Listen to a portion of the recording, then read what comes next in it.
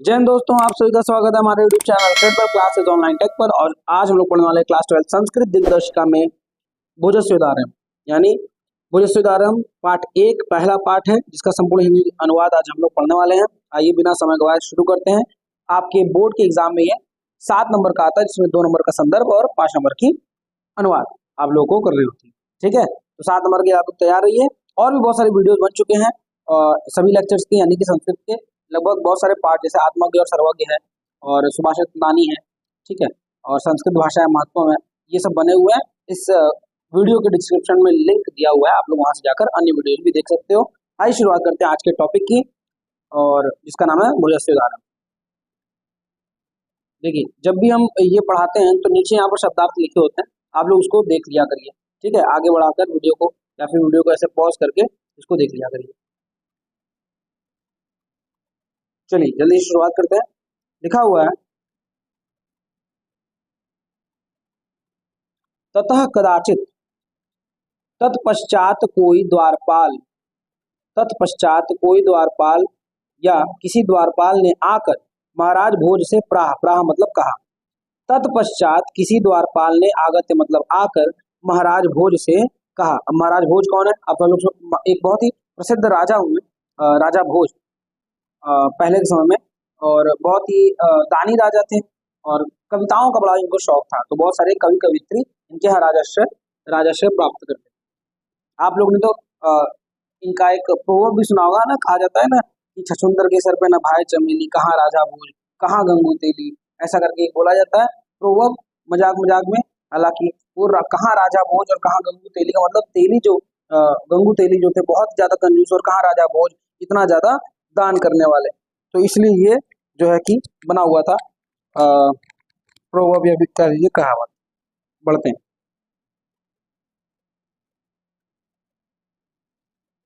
लिखा बेटा, ततः कदाचित द्वारपाल आगत्य, मतलब तब किसी द्वारपाल ने आकर कहा। क्या कहा?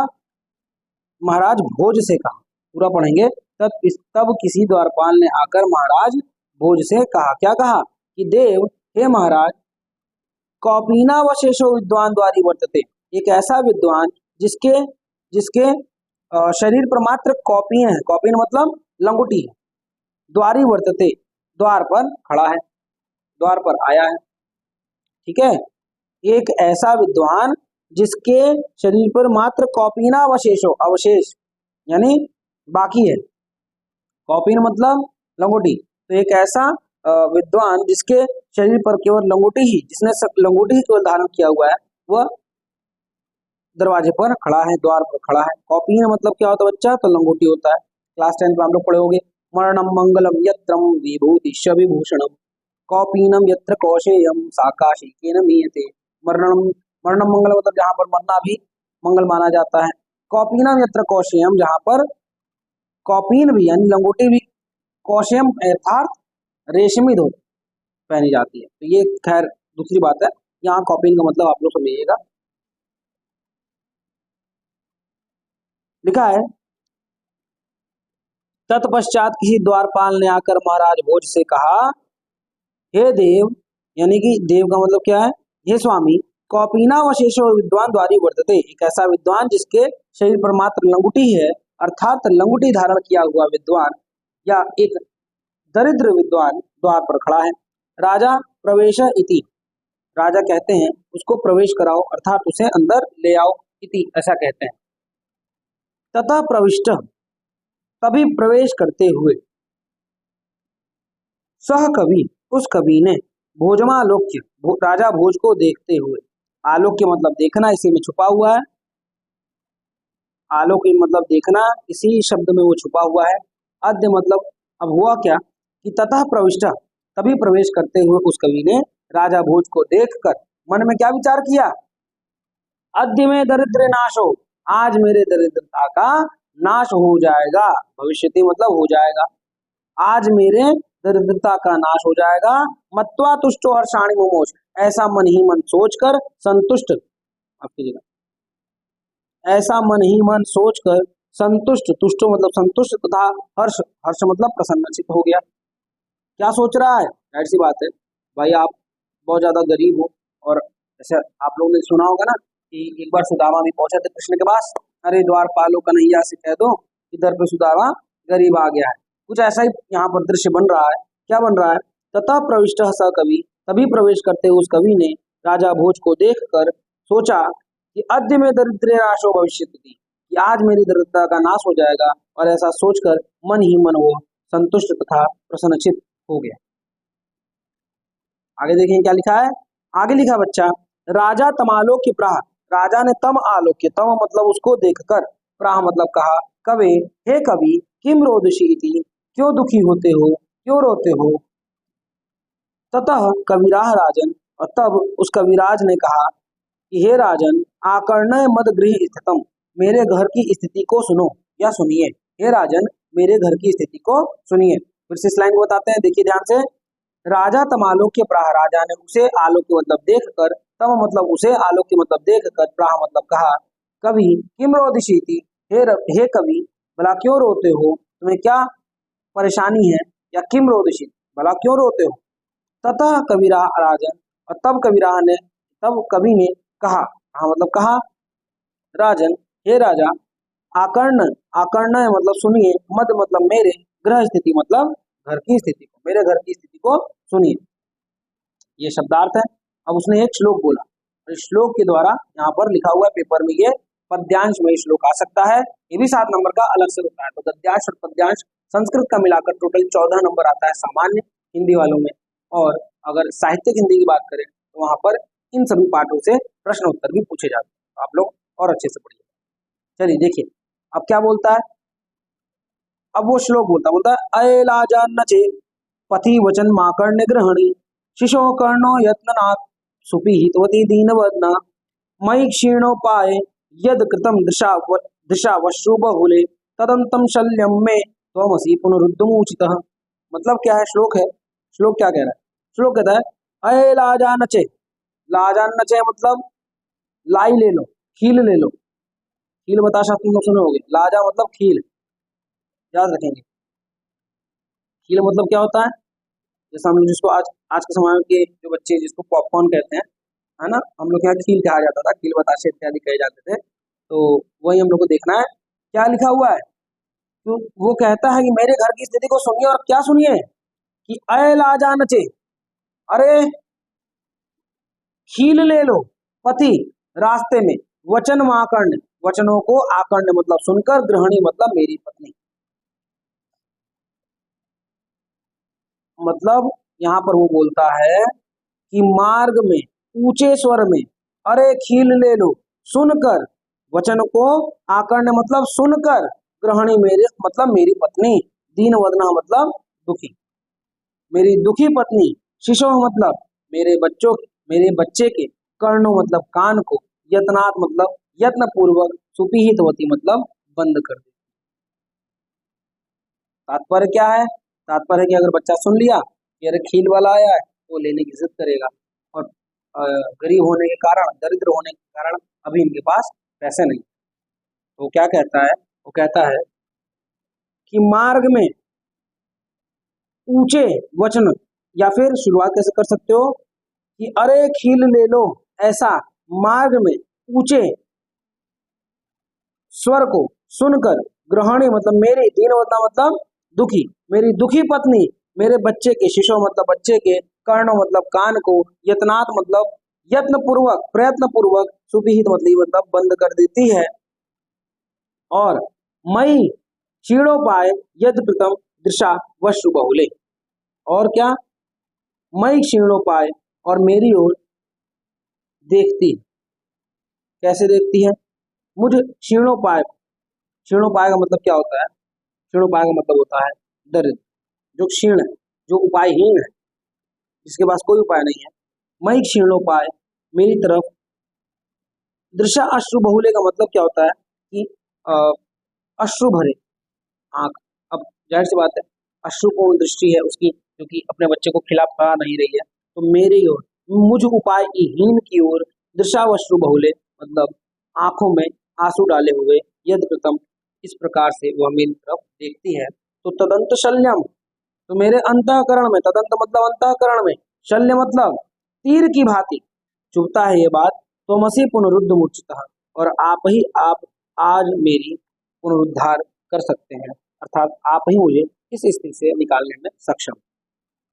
तो सर ये तो बहुत हार्ड है, ऐसा कुछ भी नहीं है। शब्द को ध्यान से देखो, वो कहते हैं कि मेरे घर की स्थिति को समझिए, और फिर आगे बोलते हैं कि अरे लावा ले लो मार्ग में, ऐसे ऊंचे वचन को सुनकर मेरी मेरी दुखी पत्नी दीन वदना, मेरी दुखी पत्नी या दीन मुख वाली पत्नी मेरे शिशु अर्थात मेरे बच्चे के कर्णों को यत्न पूर्वक बंद कर देती है, और मई क्षीण उपाय और मुझ उपायहीन की ओर आंसुओं से भरे हुए नेत्रों के साथ मेरी ओर यदकृतम देखती है। मुझ उपायहीन की तरफ, आंखों से मतलब अश्रु से भरे हुए आंखें, यानी अश्रु से भरे हुए नेत्रों के द्वारा मुझ उपायहीन की ओर देखती है। तदंत शल्यम में, और ऐसा देखकर मेरे हृदय में शल्यम अर्थात तीर की भांति, कांटे की भांति वह मेरे अंतःकरण, तदंत मतलब अंतःकरण में चुभता है। तो वसी पुनरुद्ध मूर्छिता, और अब आप ही हमारा उद्धार कर सकते। यहाँ पर ये शब्द अर्थ है। आगे देखिए, राजा कहते हैं, राजा शिव शिव इति उद्रयन प्रत्यक्षरम लक्ष्यम दत्ता प्राह।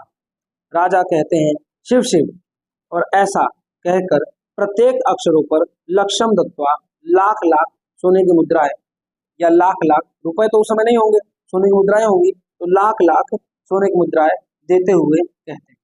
प्राह मतलब कहा। अब राजा को ये स्थिति पता चलती है, यहाँ लिखा है राजा, राजा कहते हैं शिव शिव इति उद्रयन, उद्रयन मतलब ऐसा उच्चारण करके, प्रत्येक अक्षर पर लाख लाख रुपए, यानी जो उसने 4 लाइन का अपना घर की स्थिति सुनाई थी जिस श्लोक में, उसके प्रत्येक अक्षर पर लाख लाख स्वर्ण मुद्राएं दान करके, प्राह मतलब उससे कहते हैं त्वरितम गच्छगे हम, तुरंत अपने घर जाओ, त्वद ग्रहणी खिन्ना वर्तते, तुम्हारी ग्रहणी अर्थात तुम्हारी पत्नी, तुम्हारी धरनी, तुम्हारी पत्नी खिन्ना है अर्थात दुखी, तुरंत घर जाओ, तुम्हारी पत्नी दुखी है। अन्यदा भोज श्री महेश्वरम नमितु शिवालयम अवगच्छत। अन्य दिन यानी दूसरे दिन राजा भोज श्री महेश्वर अर्थात श्री शिव महाराज को या फिर भगवान भोलेनाथ को, नमितु मतलब नमस्कार करने या पूजा करने या प्रणाम करने हेतु, नमन करने हेतु शिवालय में जाते। अन्यदा मतलब किसी अगले दिन, अगले दिन राजा भोज श्री भोलेनाथ को नमितु अर्थात नमन करने हेतु शिवालय में जाते हैं। तदा को अभी ब्राह्मण, वहां पर खड़ा कोई ब्राह्मण, राजान शिव सन्निधो प्राह, राजा से कहता है, वहां पर वो क्या कहता है, शिव सन्निधो मतलब क्या होता है, शिव के समीप खड़ा हुआ राजा। अब जब शिवलिंग के पास वो गए होंगे, तो वहां लिखा है तदा को अपी ब्राह्मण, वहां पर कोई ब्राह्मण राजा से शिव सन्निधो मतलब शिव के पास खड़ा हुआ, या शिव के पास खड़े हुए राजा से प्राह मतलब कहता है, हे देव। वो भी 4 लाइन की कविता सुनाता है आपने, है ना, क्या सुनाता है, तो ध्यान से देखिए क्या सुनाता है। लिखा है अर्ध दानव वैरिणा गिरजया अप्यद शिव स्याहुतम। तात्पर्य क्या है, तात्पर्य ये है कि आधा, अर्ध मतलब आधा, दानव वैरिणा मतलब दानवों के शत्रु, वैरिणा मतलब शत्रु, दानवों के शत्रु अर्थात कौन, विष्णु, और गिरजा का मतलब होता है माता पार्वती, शिव स्याहर्तम का मतलब होता है शिव के शरीर। तो शिव के शरीर को आधा दानवों के वैरी अर्थात दानवों के शत्रु श्री हरि ने, तथा आधे शरीर को गिरजा अर्थात पार्वती जी ने हर लिया है, प्राप्त कर लिया है। शिव जी इस संसार से क्या हो चुके हैं, लुप्त हो चुके हैं, और उनके शरीर को, आधे शरीर को, तो यहाँ पर वो बोलता है पंडित जो वहां पर होते हैं उस शिवालय में, वो कहते हैं कि हे राजन, अर्धदानव वैरिणा यानी शिव के, शिवास्त्रतम मतलब शिव के आधे शरीर को दानवों के शत्रु अर्थात राक्षसों के शत्रु श्री हरि ने, तथा उनके आधे शरीर को गिरजा अर्थात पार्वती जी ने हर लिया है। देवेत्थम जगती तले, देवेत्थम जगती तले मतलब इस प्रकार, हे देव, इस प्रकार मतलब वो किसको बोल, देव बोल रहा है, यहाँ पर देव राजा को बोला जा रहा है, इसलिए हे देव जगती तले, इस जगत के तले, इस संसार में पुरहरा भावे मिलति, मतलब पुरहरा भावे। हर हर महादेव लोग बोलते हैं ना, तो पुरहरा भावे यानी श्री भोलेनाथ के अभाव में श्री हरि, यहाँ हरा मतलब यहाँ पर क्या, हर हर महादेव यानी हर, अर्थात हर कौन है, भोलेनाथ, तथा हर मतलब हर के अभाव में, हर मतलब भोलेनाथ के अभाव में, समुल्लस्ति मतलब हो चुका, क्या हो चुका है, श्री भोलेनाथ जी का संसार से जगती तले अब क्या हो चुका है, अभाव हो चुका है, अर्थात कमी होने के कारण क्या क्या हो गया है, फिर से देखेंगे। अर्ध दानव वैरणा प्राप शिष्यार्थम, तात्पर्य क्या है, शिव के अर्धभाग को दानवों के वैरी अर्थात विष्णु ने तथा अर्धभाग को माता पार्वती ने हर लिया है। इस प्रकार भूतल पर, इस संसार के तल पर शिव की कमी होने के कारण, शिव की कमी होने के कारण, पुरहरा भावे मतलब शिव की कमी, समुन्नति होने के कारण गंगा सागरम, गंगा सागर में, गंगा कहाँ चली गई है, सागर में। अब इसमें देखो जुड़ा हुआ है मंबरम मतलब अंबर, इसमें सागरम और अंबर जोड़ के मंबरम कर दिया, तो आप लोग कंफ्यूज नहीं होंगे। लिखा है गंगा सागर में, तथा शशिकला यानी कि जो चंद्रमा उनके ऊपर, भाई जाहिर सी बात है, श्री कृष्ण श्री भोलेनाथ क्या क्या धारण करते थे, जटाओं में गंगा धारण करते थे, है ना, माथे पर चंद्रमा धारण करते थे, तो बोला जा रहा है कि उनके जटाओं से जो गंगा है वो सागर में जा चुकी है, तो जो शशिकला अर्थात जो चंद्रमा है वो अंबरम, वो आकाश में, नागाधिप क्षमातलम, तथा जो शेष नाग है वो भूतल में, क्षमातलम मतलब भूतल, पाताल बोलते हैं, नागाधिप मतलब नागों के राजा माफ कीजिएगा। अच्छा, ये नागाधिप बहुत माफ कीजिएगा, ये बहुत जगह आपको बताया जाएगा कि गंगा सागर, जैसे ना ये नागाधिप का मतलब क्या होता है, नागों के राजा, हालांकि नागों के राजा कौन है, शेषनाग है, परंतु समस्या यह है कि शेषनाग को तो धारण नहीं किए हैं भोलेनाथ जी, तो यहाँ पर आप लिखेंगे कौन, आप लिखेंगे वासुकी नाग, नागों के राजा वासुकी क्षमातलम यानी पाताल में जा चुके हैं, क्योंकि धारण तो वो कभी शेषनाग को नहीं किए, लेकिन किताबों में बहुत सारी जगहों पर यही लिखा है, शेषनाग लिखा है, मेरे हिसाब से यहाँ पर शेषनाग नहीं होगा, मेरे हिसाब से वासुकी जी की बात होगी।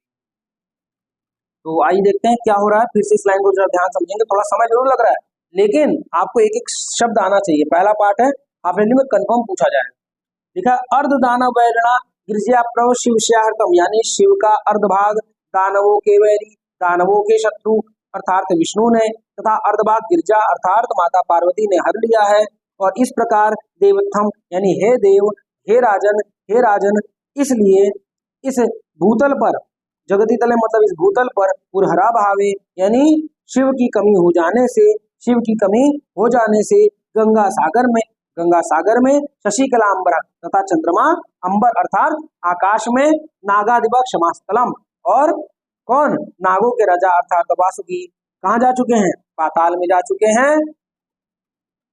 अगली लाइन ध्यान से देखेंगे, अगली लाइन लिखा है सर्वज्ञत्व, सर्वज्ञत्व अधीश्वर तथा सर्वज्ञान यानी सर्व जो ज्ञान है, सर्वज्ञता, सर्वज्ञत्व मतलब सर्वज्ञता, और अधीश्वरता, अधीश्वरता मतलब ईश्वरता में जो अधीश्वरता होता है वो त्व अवगत, तो अवगत मतलब आप में, जो सर्वज्ञता है और अधीश्वरता है वो आप में, त्वाम मतलब आप में, मातु भिक्षाटम तथा भिक्षाटन मुझ में आ गया, यानी सर्वज्ञता और अधीश्वरता, अधीश्वरता समझते हो ना, जिसके अधीन हम लोग रहते हैं, तो यहाँ पर पंडित जी कह रहे हैं कि सर्वज्ञता और अधीश्वरता, त्वाम मतलब आप में, और मातुम भिक्षाटम, और मेरे हिस्से में क्या है, भिक्षाटन आया हुआ है, तो शिव के चले जाने से नीचे ये तीनों कारण हो रहे हैं।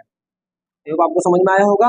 आइए आगे बढ़ते हैं। यहाँ फिर से वही बात लिखी है कि राजा तुष्ट, राजा संतुष्ट होकर तस्में उसे भी प्रत्येक अक्षरों पर लाख लाख सोने की मुद्राएं देते हैं। अन्यथा राजा समुपस्थिताम सीताम प्राप्त, अन्य दिन किसी दूसरे दिन राजा पास में खड़ी, समुपस्थिता मतलब समीप यानी पास में खड़ी, सीता देवी सीता से अर्थात कवित्री सीता से, प्राह मतलब कहते हैं, हे देवी प्रभातम वर्णयति, हे देवी प्रभात का वर्णन करो, प्रभात अर्थात सुबह का, सवेरे का वर्णन करो। बात समझे, यहाँ सीता का मतलब एक सीता नाम की एक कौन है, कवित्री, यहाँ माता सीता को आप मेंशन नहीं करेंगे, ये दूसरी बात होती है। अन्यथा मतलब किसी दूसरे दिन पास में खड़ी कवित्री सीता से, कवित्री देवी सीता से कहते हैं हे देवी प्रभातम वर्णयति, हे देवी तुम प्रभात का वर्णन करो। अब प्रभात का वर्णन किस प्रकार से वो कर रही हैं, तो वो कहती हैं विरला स्तुलस्तारा कलावीव सज्जना मन मन इव मुने सर्वत्र प्रसन्न भूनव अपसरित च ध्वांतम चित्ता संतादम दुर्जना व्रजति च निशाक्षप्रम लक्ष्मी नृत्य में नाम। मतलब क्या है, मतलब आई समझते हैं, मतलब बहुत जरूरी है। कहते हैं विरल विरला, विरल विरला का मतलब होता है बहुत ही कम, विरले लोग बोलते हैं ना अरे यार विरले ही हम उसके घर जाते हैं, मतलब क्या बहुत ही कम। स्थूला तारा मतलब बड़े बड़े तारे, स्थूल मतलब बड़ा, तारा मतलब तारे। कलाविव का मतलब कलयुग में, सज्जना मतलब सज्जनों की तरह। यानी यहाँ पर उन्होंने कहा कि कलयुग में सज्जनों की तरह, कलयुग में सज्जनों की तरह बड़े बड़े जो तारे हैं वो विरले ही दिख रहे हैं, यानी कुछ ही दिख रहे हैं, बहुत कम ही दिख रहे हैं। जिस प्रकार से कलयुग में सज्जन अत्यंत कम है, वैसे ही इस समय आकाश में बड़े बड़े तारे विरले ही हैं, अर्थात अत्यंत कम है। अब सवेरा हो रहा है, भाई सवेरा जब होता है, प्रातः काल जब होता है, तो बड़े बड़े तारे तो भी बस दिखते हैं, छोटे तारे तो लुप्त होने लगते हैं ना, धीरे धीरे प्रकाश आ रहा है। तो यहाँ पर देवी सीता कहती हैं, उसको रिलेट कैसे करती हैं ये लोग, कवि कवित्री है ना, रिलेट करते हैं ये लोग। तो वो कहती हैं कलयुग में, कलाविवाह मतलब कलयुग में सज्जनों की भांति विरल विरला स्थूला तारा मतलब बड़े बड़े तारे विरले ही दिखते हैं, विरले मतलब बहुत कम ही दिख रहे हैं। मन इव मुने सर्वत्रैव प्रसन्न भून्नमा, और मुनियों के मन की भांति सर्वत्रैव आकाश में सर्वत्रैव प्रसन्नता है। प्रसन्नता का मतलब स्वच्छता यानी साफ, तात्पर्य समझ रहे हैं, निर्मल हो गया आकाश, बिल्कुल निर्मल हो गया, तारे नहीं है। निर्मल का मतलब जब कुछ न दिखे, बिल्कुल साफ हो जाए। तो मुनियों के मन की भांति लिखा है ना, मन इव मुने, यानी मुनियों के मन के भांति संपूर्ण आकाश में प्रसन्नता अर्थात स्वच्छता, प्रसन्नता अर्थात स्वच्छता या निर्मलता छा गई। नभ, नभ मतलब आकाश, प्रसन्नता मतलब स्वच्छता या फिर निर्मलता। तो फिर से दोनों लाइन ध्यान से देखेंगे। कलयुग में सज्जनों की भांति बड़े बड़े तारे बहुत कम ही दिखाई दे रहे हैं। मन इव मुने, मुनियों के मन की भांति संपूर्ण आकाश क्या हो चुका है, स्वच्छ हो चुका है, यानी तारे समाप्त हो गए तो स्वच्छ हो चुका है, निर्मल हो चुका है। उसके बाद तीसरा लाइन देखेंगे ध्यान से, अब सरिता च ध्वांतम चित्तात सतामिव दुर्जना। तात्पर्य क्या है, ध्वांत यानी क्या मतलब होता है अंधेरा, अपसरिता मतलब जा चुका है, मिट चुका है। कैसे मिट चुका है, चित्तात सतामिव दुर्जना, सता मतलब सज्जन पुरुष, दुर्जन मतलब दुर्जन। इसका मतलब क्या है, सज्जनों के चित्त से जिस प्रकार से दुर्जन, जिस प्रकार से सज्जनों के चित्त से दुर्जन चले जाते हैं, है ना, लिखा है ना, जिस प्रकार से सज्जनों के चित्त से दुर्जन चले जाते हैं, वैसे ही अंधेरा भी क्या हो चुका है, भाग चुका है, अंधेरा भी समाप्त हो चुका है, मिट गया है। इस प्रकार से सज्जनों के हृदय में दुर्जन का कोई महत्व नहीं रहता, दुर्जन मिट जाते हैं, समाप्त हो जाते हैं, वैसे ही अंधेरा भी समाप्त हो चुका है। और अंतिम लाइन बोला जा रहा है, व्रजती च निशाक्षिप्रम लक्ष्मी नुर, लिखा ना, लक्ष्मी रनु अनुद्य मिनामेह, मिनामेह के समान, लक्ष्मी अनुरुद्ध यानी उद्यमहीन, अनुरुद्ध मतलब उद्यमहीन के समान। जिस प्रकार से उद्यमहीन व्यक्ति के पास लक्ष्मी नहीं होती, चली जाती है, वैसे ही निशा भी अब टिक नहीं रही है, भागी जा रही है। लक्ष्य मतलब उद्यमहीनों, जिस प्रकार से उद्यमहीन व्यक्ति के पास लक्ष्मी तेजी से नहीं रहती या लक्ष्मी तेजी से भाग जाती है, उसी तरह अब निशा भी तेजी से भागने का प्रयास कर रही है, अर्थात रात्रि भी अब तेजी से जाने का प्रयास कर रही है। कहोगे ये लाइन बहुत हार्ड है सर, बहुत बिल्कुल हार्ड नहीं है, सिंपल सी बात है। लक्ष्मी और अनुरुद्ध, अनुरुद्ध मतलब अनुद्यमी, यानी जो उद्यमहीन है, उद्यमहीन मतलब जो बेरोजगार है। तो जिस प्रकार से आप सीधे बोल दो, बेरोजगार शब्द ले लो कि बेरोजगारों के, जिस प्रकार से लक्ष्मी बेरोजगारों से अत्यंत दूर भागती है, वैसे ही निशा भी बड़ी तेजी से अर्थात रात्रि भी बड़ी तेजी से भाग रही। तो राजा बड़ा प्रसन्न होते हैं और राजा तस्य लक्ष्यम दत्वा, और राजा उन्हें भी लाख रुपए या लाख लाख स्वर्ण मुद्राएं देकर दे देते हैं। और कालिदास प्रा, और बगल में खड़े अपने मित्र कालिदास से कहते हैं कि हे सखी, हे मित्र, तुम भी प्रभातम वर्णय, अभी मतलब भी होता है, तुम भी प्रभात का वर्णन करो। ततः कालिदास प्रा, और तब कालिदास, अंतिम जल्दी से देखेंगे कालिदास क्या कहते हैं, ध्यान से देखिए, बहुत इंपॉर्टेंट है, बहुत ही महत्वपूर्ण। कालिदास कहते हैं कि अभूत प्राची पिंगा रसपतिरी प्राप्य कनकम। अभूत का मतलब क्या होता है, अभूत का मतलब होता है हो गई, प्राची मतलब पूर्व दिशा, प्राची मतलब पूर्व दिशा, पिंगा मतलब पीली, पीला रंग, है ना। रसपति रीप का मतलब क्या होता है, रसपति रीप का मतलब क्या होता है, धतूरा, नहीं माफ कीजिएगा, रसपति रीप का मतलब क्या होता है, कनक, कनक तो ऐसा वो नहीं, यह होता है ना, यहाँ हम गलती से धतूरा बोलते हैं, धतूरा नहीं होता है। रसपति रीप का मतलब होता है पारा, पारे को बोला, ठीक है। कनक, कनक ऐसा होगी, कनकम मतलब स्वर्ण, यहाँ कनक का मतलब क्या है, स्वर्ण। क्या मतलब है, फिर से देखिए, सबका मतलब क्या, अभूत मतलब हो गई है, प्राची मतलब पूर्व दिशा, पिंगा मतलब पीली, रसपति मतलब क्या होता है, पारा, और प्राप्य कनकम, कनकम मतलब सोने यानी स्वर्ण के समान। जो पूर्व दिशा है वो सूर्य की किरणों को पाकर पारे के समान, पारे के समान, तथा कनक अर्थात किसके समान, पारे के समान, कनकम यानी कि क्या हो गई है, सुनहरी हो, सोना होता है ना। फिर से देखिए, अब होगा क्या, सवेरा होगा तो सूर्य निकलेगा, और जब सूर्य निकलेगा तो कैसा दृश्य होगा, तो कालिदास जी कहते हैं अभूत मतलब हो गई है, प्राची मतलब पूर्व दिशा, पिंगा मतलब पीली, रसपति मतलब पारे के समान सुनहरी, कनक मतलब सुनहरी। तो जो प्राची दिशा है अर्थात तो पूर्व दिशा, पूर्व दिशा किसके समान, पिंगा रसपति रे, पारे के समान, पूर्व दिशा पीले पारे के समान। पारा तो वैसे सफेद होता है, पारा किसमें दिखता है आप लोगों को पता है, जो थर्मामीटर होता है डॉक्टर का, उसमें पारा होता है, तो उसको पीला कर दो। तो यहाँ पर ये लिखा हुआ है कि जो प्राची है यानी जो पूर्व दिशा है वो पीले पारे के समान, पिंगारस, पिंगारस मतलब पीला पारा, पीले पारे के समान सुनहरी हो गई है। प्राप्य मतलब अभूत मतलब हो गई है, प्राप्त मतलब स्थिति। तो कैसी स्थिति हो गई है पूर्व दिशा की, इसको याद रखें, पूर्व दिशा पीले पारे के समान सुनहरी हो गई है, इसको यहां से मिला लीजिएगा। आगे देखिए, गदच्या अश्चंद्रो बुधजन इव ग्राम्य सदसी। ग्राम्य सदसी का मतलब होता है गवारों की सभा।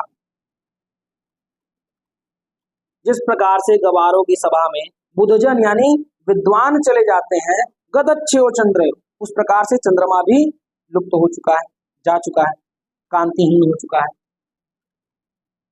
छाया मतलब कांति, चंद्रो मतलब चंद्रमा। अब आप कहोगे इसका दो मतलब क्यों निकल रहा है, क्योंकि देखो कवि रिलेट कर रहे हैं, वो क्या कह रहे हैं, ग्राम का मतलब यहाँ गांव नहीं है, माफ करेंगे गांव के बच्चे, यहाँ पर ग्राम में सदस्य का मतलब क्या है, यहाँ ग्राम सदस्य का मतलब है गवारों की सभा में जिस प्रकार से बुधजन, बुधजन यानी विद्वान कांतिहीन हो जाते हैं, वैसे ही अब चंद्रमा भी कांतिहीन हो चुका है। गत क्षय, छाया, उसका जो छाया है वो जा चुका है, यानी उसकी उसका जो चमक है वो गत यानी समाप्त हो गया, गतच्छ हो गया, अर्थात सीधा सीधा क्या बोल सकते हैं, वो कांतिहीन हो। जैसे कैसे कांतिहीन हो गया है, जिस प्रकार से गवारों की सभा में विद्वान हो जाता है, जहाँ 10 तो गवार बैठे हैं वहां एक विद्वान का क्या ही मोल होगा, सुनेंगे कोई उसकी बात। तो लिखा है चंद्रमा ठीक उसी प्रकार से कांतिहीन हो गया है जिस प्रकार से गवारों की सभा में विद्वान हो जाते हैं, या आप उल्टा बनाना, जिस प्रकार से गवारों की सभा में बुधजन यानी कि विद्वान कांतिहीन होते हैं, ठीक उसी प्रकार से चंद्रमा भी कांतिहीन हो चुका है। क्षणं क्षीणास्तारा नृपतय इवान नुद्य मपराह, इसका क्या मतलब है, उद्यमहीन राजा, ये भी शब्द ऊपर भी था, इवाम उद्यम, और नृपतय मतलब क्या होता है, राजा होता है। उद्यमहीन राजा के समान, उद्यमहीन राजाओं के समान जो तारे हैं, तारा मतलब तारा, उद्यमहीन राजा के समान जो तारे हैं वो भी क्षण भर में क्षीण हो गए, क्षण भर में लुप्त हो गए। जैसे कोई उद्यमहीन कौन है, राजा है जिसका उद्यम ही खराब हो गया। उद्यम का मतलब क्या होता है बेटा, व्यापार। अब कोई राजा का व्यापार ही नहीं चल रहा, खत्म कहानी, उसका आय का स्रोत समाप्त हो गया, बस न तो सेना पे खर्च कर पाएगा नहीं कहीं खर्च कर पाएगा। तो आप क्या लिखोगे बच्चा, आप लिखोगे उद्यमहीन नृत्य मतलब राजाओं के समान जो तारे हैं वो क्षण भर में क्षीण हो गए। जैसे क्षण भर में कोई राजा अगर दिवालिया हो गया, कोई देश अगर दिवालिया हो गया, तो वहां के प्रधानमंत्री या राष्ट्रपति का क्या मतलब है? यहाँ यही लिखा हुआ है बच्चा, उद्यमहीन। यहाँ पर युवान उद्यमहीन नृत्य मतलब राजा, उद्यमहीन राजा, उद्यमहीन राजा के समान जो सितारा यानी तारे हैं वो क्षण भर में क्षीण हो गए हैं। और न दीपा राजन्ते द्रविण रहिताना मेव गुणा। अब मेव का मतलब इस प्रकार से, किस प्रकार से, जिस प्रकार से दरिद्र, द्रविण मतलब दरिद्र, दरिद्र व्यक्तियों के गुण की भांति, दरिद्र व्यक्तियों के गुण की भांति अब दीपक न राजन्ते शोभाहीन हो गया। दीपक क्या हो चुका है? शोभाहीन हो चुका है। यानी जो दीपक जल रहे थे घरों में, जो मशाले जल रही थी, वो दरिद्र व्यक्तियों के गुण की भांति लुप्त हो चुकी है। जैसे कोई दरिद्र व्यक्ति है, गरीब व्यक्ति है, उसका गुण नहीं दिखता है लोगों को, पैसा दिखता है। पैसा दिखे, अरे ये तो गरीब है, अपने करनी से गरीब है, लोग ऐसा बोलते हैं ना, अरे विद्वान थोड़ी ना है, बहुत लोग सोचते हैं कि बहुत विद्वान है, ऐसा कुछ नहीं है, दरिद्र है, मूर्ख है, लोग ऐसा बोलते हैं। बोलते हैं नहीं बोलते हैं?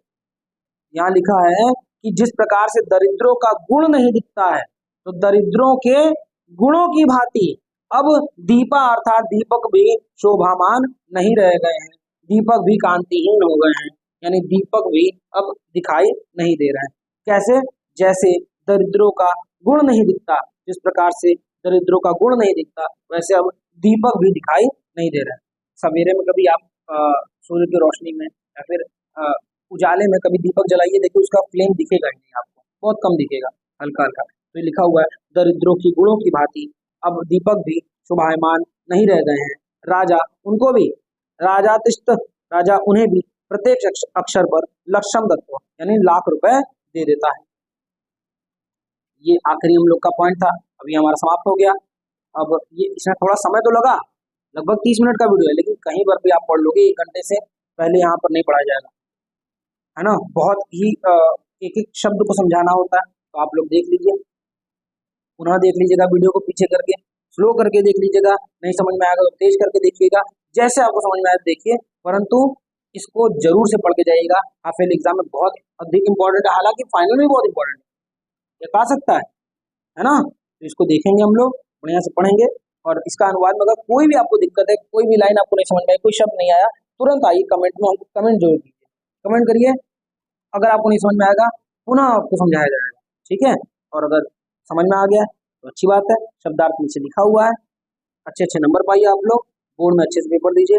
आज यहाँ पर हम लोग अपने इस टॉपिक को खत्म करते हैं, चलिए मिलते हैं हम लोग अपने अगले वीडियो में, तब तक के लिए जय हिंद जय भारत। नए वीडियो के साथ आएंगे, नए वीडियो लेक्चर के साथ। और आपको अगर कोई ऐसा पाठ पढ़ना है संस्कृत में जो आप अभी तक नहीं पढ़े हो, तो आप कमेंट करो जल्दी से और बताओ कौन सा पाठ पढ़ना है। चलो मिलते हैं हम लोग अपने अगले वीडियो में, जय हिंद जय भारत।